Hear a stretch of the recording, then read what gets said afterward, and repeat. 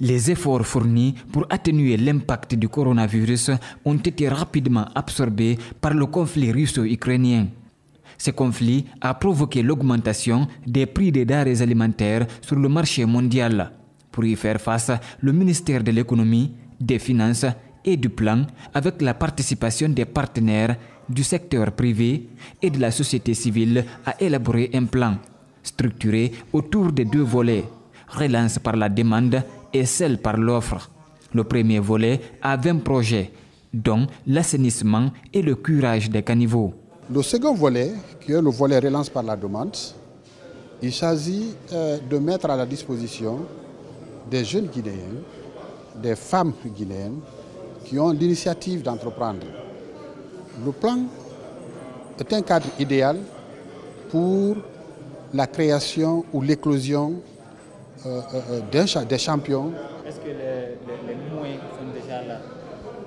Oui, nous avons suffisamment de moyens. Il y a 3 moyens qui sont ciblés. Nous avons les outils budgétaires, nous avons les outils réglementaires et les outils monétaires. La particularité de ce plan, selon les concepteurs, est qu'il n'est pas réalisé en période électorale. Donc, il n'y a aucun calcul politique derrière. Il est dynamique, glissant et adapté à l'évolution de la conjoncture économique avec un coût global de mise en œuvre estimé à 3 127 milliards. L'objet de cette rencontre est de recueillir puis intégrer les suggestions et dernières recommandations susceptibles d'améliorer les différents aspects du plan. La reprise des cours a été effective ce mardi 4 octobre 2022 sur toute l'étendue du territoire national, comme prévu par le ministère de l'Enseignement préuniversitaire et de l'Alphabétisation.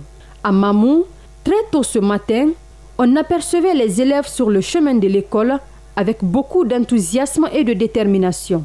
Donc cette année, j'ai un objectif très précis qui est de décrocher mon bac et voire même avoir ici une bourse d'études.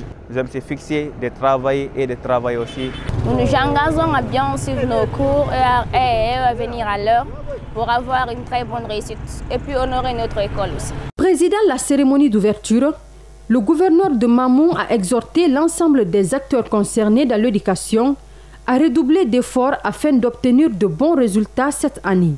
Chacun n'a qu'à commencer à transpirer, à donner de l'énergie pour que l'année scolaire 2022-2023 soit vraiment couronnée de succès. Que le pourcentage d'admis aux examens, même dans les classes intermédiaires, qu'on ait de bons résultats.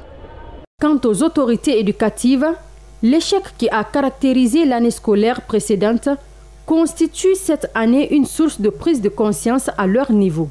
Nous sommes prêts à changer de stratégie, surtout de méthode d'enseignement. Nous voulons que cette année soit une année de pratique, de méthode active d'enseignement. C'est-à-dire que les élèves soient eux-mêmes les acteurs de leur propre formation. Que la pédagogie traditionnelle cesse. Il faut rappeler que plusieurs établissements scolaires de Mamou n'ont pas pu inscrire de nouveaux élèves par manque de classes disponibles.